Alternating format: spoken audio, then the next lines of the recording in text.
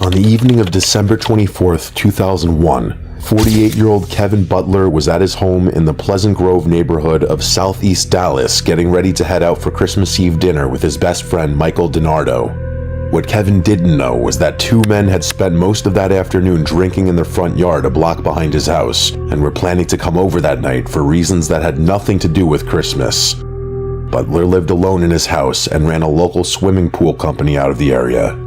According to his sister Kathy, he took in stray cats and dogs and treated them with love.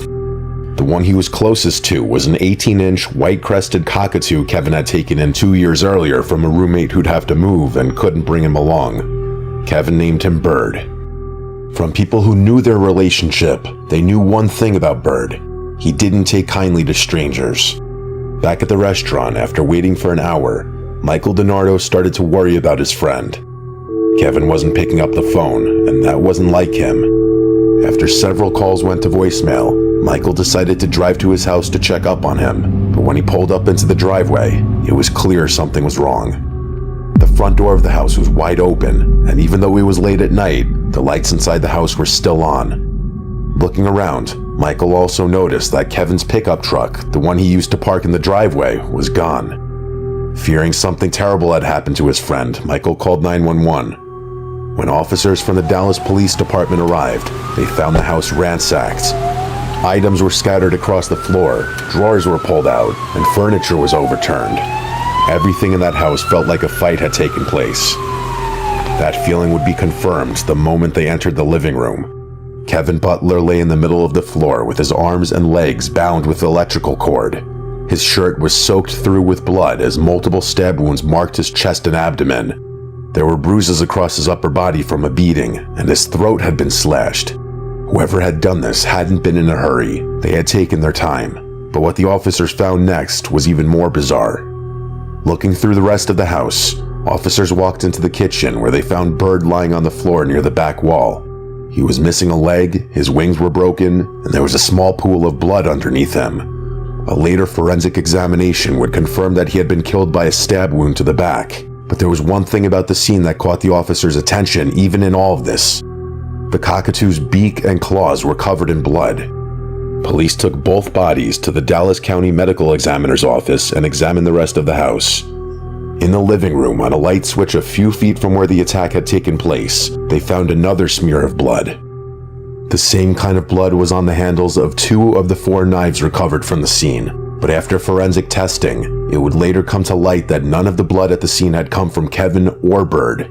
Whoever had walked into Kevin's house that night had walked out of it bleeding. By now, police had DNA from 4 separate locations inside the house, but they had no name to match it to yet.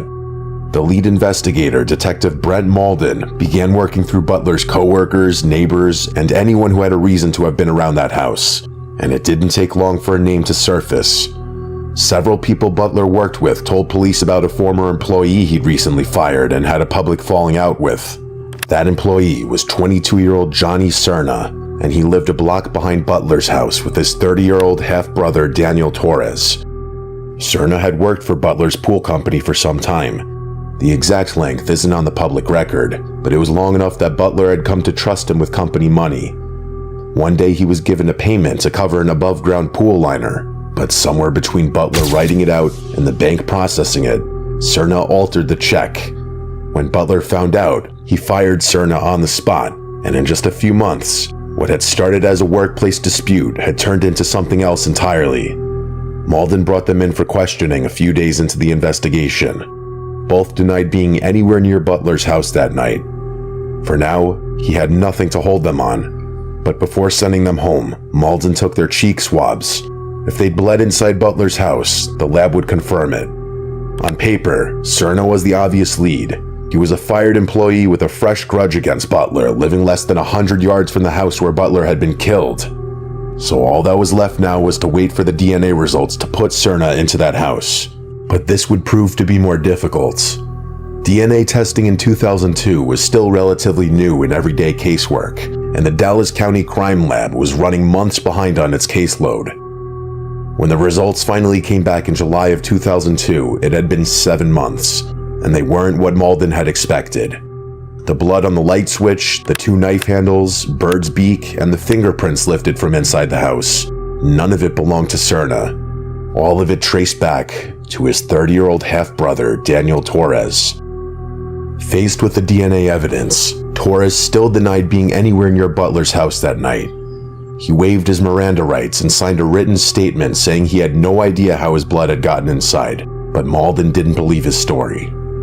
A few days later, Torres signed a second statement, this time admitting he had been inside Butler's house on Christmas Eve, but he hadn't touched him. In his version of events, he and Cerna had been drinking in their front yard when Butler drove by and flipped them off. Cerna had said he wanted Butler to pay. Sometime later, Torres noticed Cerna had left, so he walked over to Butler's house to check on his half-brother. By the time he got there, Cerna already had Butler on the floor and was stomping on him with a knife. Torres claimed he tried to wrestle the knife away and cut his hand doing it, so he panicked, grabbed Butler's truck keys, and took off. According to him, Butler was tied up on the floor and still alive when he left.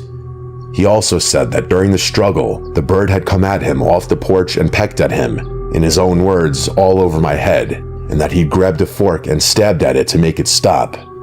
It explained everything in the kitchen, the injuries the bird suffered, and the trail of feathers running across the house. Confronted with his half-brother's evidence, Cerna eventually broke as well.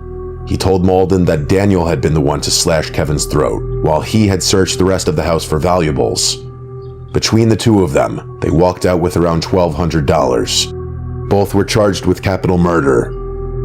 In February of 2003, Daniel Torres stood trial in the 292nd Judicial District Court of Dallas County in front of Judge Henry M. Wade Jr. The state's case rested on the DNA found from the different locations in the house. Torres was convicted of capital murder and sentenced to life in prison. Johnny Cerna was tried later that same year and given the same sentence. In his closing argument at Daniel Torres' trial, prosecutor George West had told the jury that Kevin's family had already known. Quote, "This bird spoke. He spoke to us. We know this bird will attack anybody who's attacking his owner. And who did he attack? Daniel Torres." Bird had given his life defending his owner and friend that night. Before he died, he'd left a mark that would eventually put his killer in handcuffs.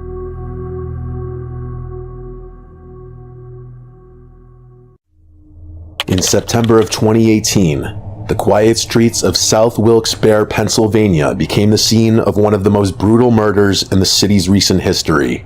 But the first sign that something was wrong wasn't a 911 call or a frantic witness. It was a single panicked golden retriever running loose on Cary Avenue at 3 in the morning with nobody chasing him and nowhere left to go.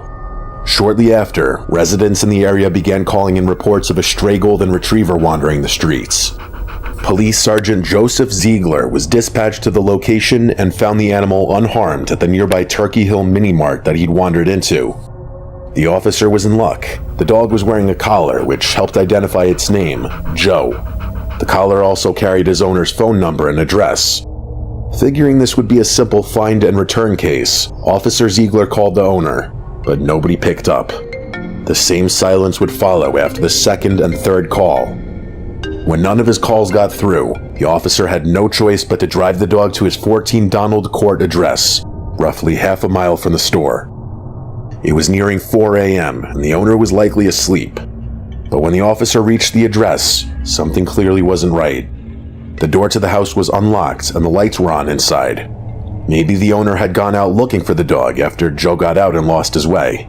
So Ziegler tried the doorbell a few times, hoping somebody would eventually come around to the front door, but nobody responded. That's when he realized this was no longer a routine call and asked for backup. Within minutes, the quiet neighborhood became unrecognizable. Flashing police cruisers lined the street with yellow tape stretched across the lawn. Once the officers got inside the house, it was clear something terrible had happened. The first floor was a complete mess. There was blood everywhere. The kitchen floor was littered with items, and the patio and garage doors were wide open. But it wasn't until they got to the second floor that the cops realized what they were dealing with.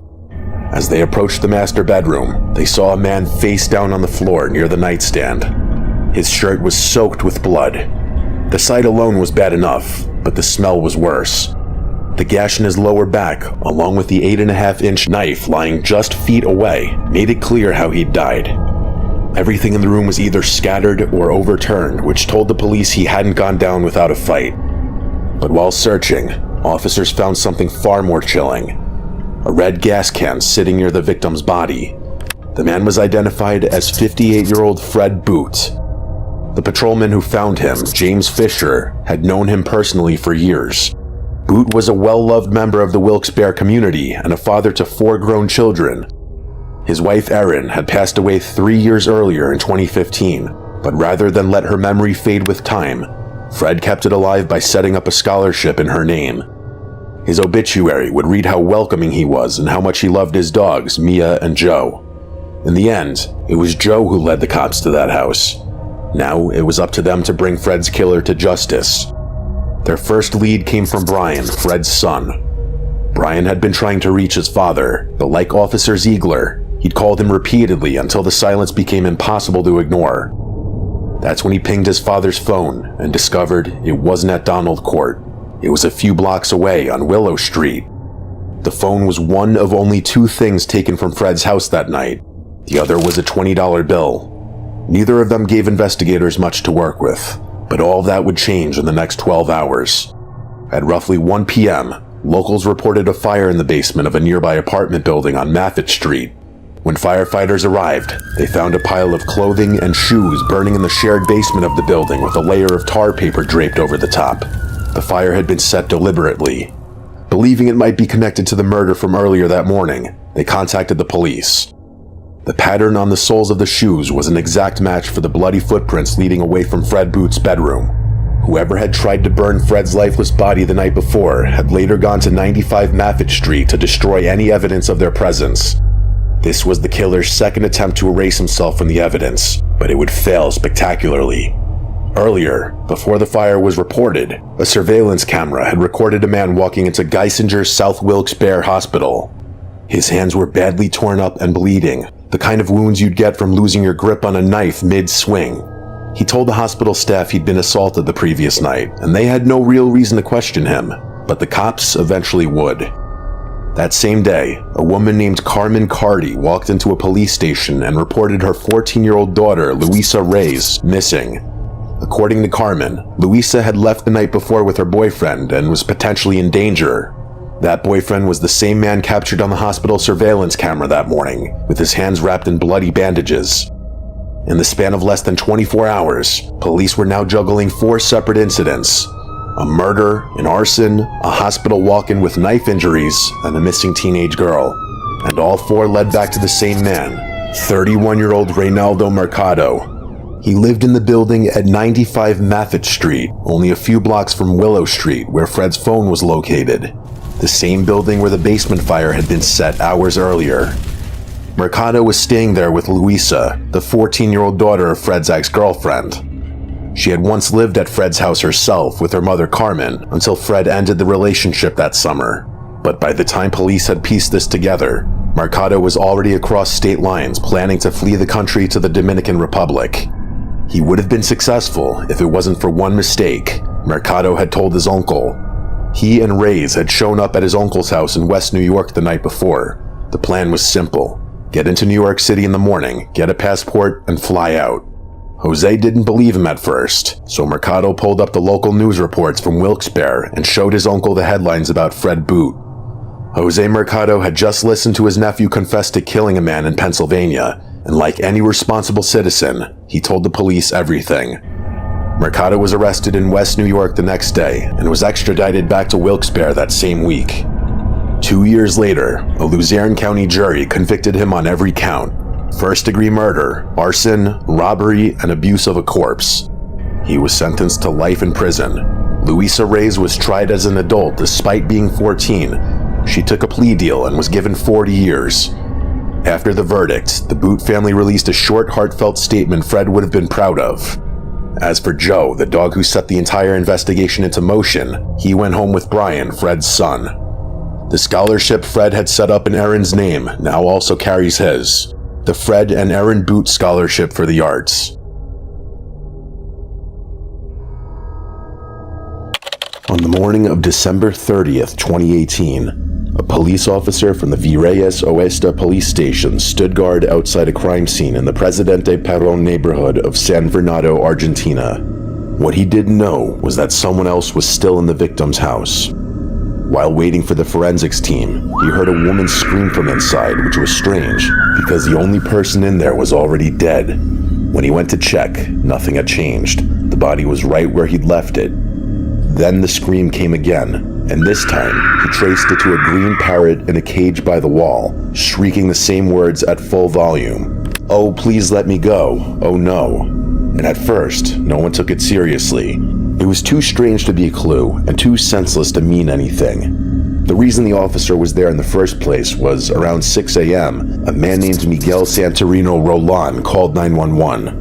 Roland, who went by Mambo, told officers he'd come home from his overnight shift at the Virreyes Rugby Club, about 100 meters away, and found a woman dead in her room. When officers arrived at the house, they found the wooden loft in complete disarray. There were mattresses on the floor, items scattered around the room, and in the middle of it was the body of a woman lying face up, without clothes, and with bruises across her face and body, suggesting brutal physical violence. As officers walked through the scene, Roland wrapped both hands around his own throat and suggested that she had probably been strangled. This was strange considering the forensic team hadn't arrived yet, and nobody in that house should have known how she died. The woman was 46-year-old Elizabeth Alejandra Toledo. Known to the people around her as Ellie, she had a moderate intellectual disability and rented the wooden loft at the top of House 27, at the corner of Boedo and Garidi Streets in the Presidente Perón neighborhood. The parrot in the cage was hers. Ellie had raised it in her care and called it Patchouli. Over time, the two of them had grown close enough that the bird had learned the sounds and phrases of her daily life. Apart from her pet, she shared the house with 3 men. Roland was described as her partner. The second man was 64-year-old George Alvarez, known as Tio George. The third had been kicked out by the landlord 2 weeks earlier, specifically because the landlord had caught him physically abusing Ellie. According to people in her life, the abuse had been going on for some time. None of it had ever been reported. Within days, prosecutor Bibiana Santella from the Gender Violence Unit of San Fernando had all 3 men brought in for questioning. The third was cleared almost immediately when the landlord confirmed he'd been expelled from the property roughly 15 days before the murder, which gave him a verified alibi. That left Roland and Alvarez, who were arrested in January 2019 and held in pre-trial detention, neither of whom agreed to testify. In the meantime, the autopsy was performed by Dr. Federico Corasaniti, and it confirms that Ellie had been sexually assaulted during the attack, hit multiple times, and then manually strangled, which eventually took her life. All of these injuries had been inflicted while she was still alive. As a result, after nearly 3 years of pretrial detention, Roland walked out a free man. But during the trial, the prosecution also brought forward evidence that went beyond the question of who killed Ellie, and spoke to what her life had been like before the night she died. One of those details came from the police officer who had been stationed at the loft on December 30th. He told the court about the scream he heard coming from inside the room, and the words he eventually traced back to Patchouli's cage. "Oh, please let me go. Oh no." These words were formally entered into the case file as evidence, and they were not the only words Patchouli had learned. A neighbor who ran a small shop down the street and used to sell Ellie birdseed for the parrot also appeared in the case file and said she had once heard the parrot repeat a different phrase, "Why did you hit me?" And she remembered exactly when she heard it. It was right around the time the third man had been kicked out of the house for hitting Ellie. Once you give this detail enough attention, it changes how you see everything else in this case, because for a parrot to commit a particular sentence to memory, it usually needs to hear that phrase repeated many times for the sound to register. "Please let me go," or "Why did you hit me?" isn't something a parrot learns from a single night. So for Patchouli to say those words, Elizabeth would have had to say them over and over across multiple weeks in the same desperate tone every time. This means what the officer heard that morning wasn't a recording of her final moments. It was a recording of her everyday life. A parrot can repeat up to 150 words depending on the species. But specifically, you have to repeat many times for a parrot to say something like that, "No, please let me go." It's quite complex what the parrot learned. Imagine what this woman must have suffered before these two men ended up murdering her. As for Alvarez, the evidence against him was much more direct. During the autopsy, the organic remains collected from the victim's body matched his genetic profile. On top of that, an eyewitness also placed him entering and leaving the house around the time of the attack. To make it even more disturbing, roughly 10 days after the murder, an acquaintance walked into the prosecutor's office and reported that Alvarez had confessed to him that he had gone to the house, had sexual intercourse with Elizabeth, and only afterward realized she had already passed. But the forensic evidence proved otherwise and confirmed that the injuries were consistent with sexual assault inflicted while Ellie was still alive. The court convicted him of aggravated sexual assault and femicide and sentenced him to life in prison. As for Petrulli, he was taken in by one of Ellie's sisters after the trial. It's not been reported whether it ever repeated those words again, but for however long it lived, it carried the only recording that existed of what Ellie's life sounded like inside that loft.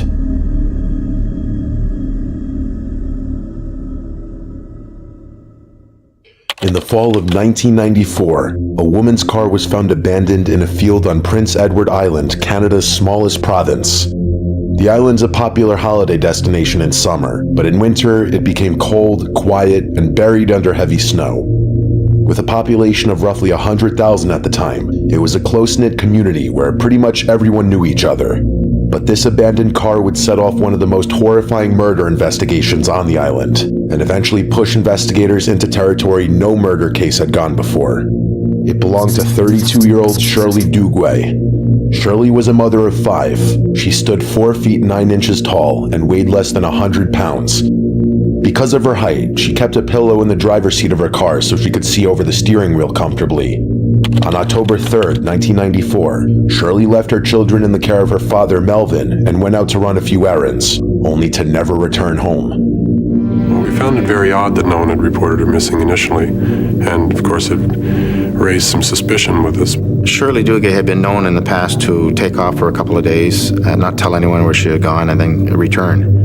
When she didn't come back after several hours, Melvin didn't report her missing right away, as it wasn't unusual for Shirley to take off for a few days without telling anyone. But this time, the previously harmless pattern proved to be fatal. What her family didn't know yet was that the man she'd spent years trying to get away from had already made sure she wouldn't be coming back. 4 days later, a local woman called police about an abandoned car in a field near Highway 169. The license plates had been removed, and inside, investigators found blood spatter on the windshield and across the interior, the kind of pattern caused by someone being struck repeatedly. The pillow Shirley used while driving was also found close to the car, soaked in blood. For the police, it was the first clear sign that Shirley hadn't simply taken off for a few days, and when they tested it against a sample from Melvin, it confirmed what they were afraid of. The blood carried half of his genetic markers, meaning it belonged to Shirley. But there was no body to be found anywhere nearby, and on Prince Edward Island, where people were not used to violent crimes like this, the case quickly became one of the largest searches the province had ever seen. RCMP officers, 120 military personnel from CFB Gagetown, students from the Atlantic Police Academy, and local residents searched across hundreds of square miles and waterways for months. The first useful item they found was a shovel about a half-mile from the car. Attached to it were 2 long black hairs. When compared with hair from Shirley's hairbrush, the hairs were microscopically similar, enough to make investigators believe the shovel had likely been used after the attack.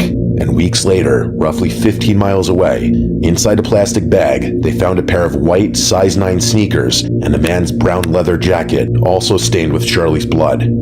The jacket was far too large for Shirley, but when investigators examined the lining, they found something unusual. Roughly 20 brittle white hairs pressed into the fabric. Under a microscope, the center of each hair was much thicker than investigators would expect from human hair. Investigators suspected these hairs to be cat hairs, which was a major roadblock, because no one had ever used animal DNA in a criminal investigation before, and this meant that there was no forensic framework to interpret it. However, by now, the police already had their main suspect. Shirley had been in a relationship with a man named Douglas Beamish for roughly 15 years, and these 15 years were traumatic for Shirley, to say the least. Douglas was a demolition worker with a documented history of domestically abusing her during this period. In 1991, a peace bond, Canada's version of a restraining order, had been issued against him. When Shirley finally left and moved back to Prince Edward Island with the kids, hoping the smallest province in the country would be far enough to put distance between her and Douglas, he followed her there. By the time Shirley disappeared, he was living with his parents just a short drive away. In cases like this, an abusive former partner would naturally be one of the first people the police looked at. But in this case, Douglas's history with Shirley wasn't the only reason for them to be suspicious of him. In the summer of 1992, during one of their earlier separations, he had written her a letter threatening to kill her before he'd allow her to get custody of their children.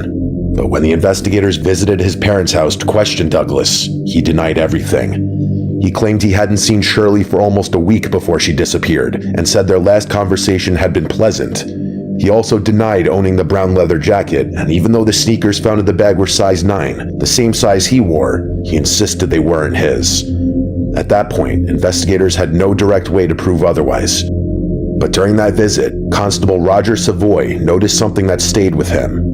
Douglas's parents had a pure white cat named Snowball, and at some point during the interview, the cat rubbed against Savoy's leg, leaving fine white hairs on his trousers. They looked almost identical to the brittle white hairs found inside the blood-stained jacket, so if those hairs had really come from Snowball, then the jacket Douglas denied owning could be linked to the household where he was living, but proving that was another problem entirely. If we could prove that it was this particular cat's hair, then we would be able to say, well, this belonged to Mr. Beamish, the jacket. And the job was to find someone that could do this type of testing. Savoy began calling DNA labs across Canada and the United States, asking if anyone could test cat hair and match it back to a specific cat. Eventually, the investigators found Dr. Stephen O'Brien at the National Cancer Institute in Maryland, a geneticist who'd spent decades studying hereditary illness in cats. O'Brien's team adapted feline DNA profiling for the case, using genetic markers to compare the hair from the jacket with Snowball's blood. It was a technique that had never been attempted in a criminal investigation before. But even then, the evidence almost disappeared before it could matter. Of the roughly 20 cat hairs recovered from the jacket lining, only one had a root with enough DNA to test, which meant the entire theory came down to a single hair. The DNA from that root matched Snowball's blood at every marker tested. Now that sounds like the end of the question, but later during the trial, it could very likely open a new one. Prince Edward Island is geographically isolated, so if the island's cat population was heavily inbred, it was possible that many cats could share a similar genetic profile. In that case, the match would be completely meaningless. To address that, O'Brien's team tested blood from 20 random cats across the island. You need to know that some other cat on Prince Edward Island couldn't have contributed that hair. What if 25% of the cats on Prince Edward Island had the same DNA profile, or 10%, or even 1 in 100 cats? The results showed that the probability that the hair came from any cat other than Snowball was roughly 1 in 45 million. But even with this tying the jacket to Douglas with almost certainty, in order to arrest him, the police needed a crime. They still had no evidence that could tell them where Shirley was or prove what exactly happened to her after she disappeared. That changed several months later, when a trout fisherman walking along the Enmore River noticed a pile of brush on the riverbank that didn't look natural. Underneath it was a shallow hole only a few feet wide and unusually short for a regular grave. But for someone who stood only 4 feet 9 inches tall, it was enough. Inside, investigators found Shirley Duguay. The condition of her remains confirmed that the blood in the car had only been the beginning of the attack. Her nose had been broken, her jaw had been fractured in 3 places, and one of her front teeth had been knocked out with enough force that it was later found embedded in her lung. Her hands had also been tied behind her back, and from the injuries, the medical examiner determined that Shirley had died from blunt force trauma and strangulation. With that, the missing person case became a murder case. Douglas Beamish was arrested and charged with murder. At trial, the cat's DNA was presented alongside the human blood evidence. On September 19, 1996, he was convicted of second-degree murder and sentenced to life in prison, with the possibility of parole in 18 years. It became the first murder conviction in the world based on animal DNA.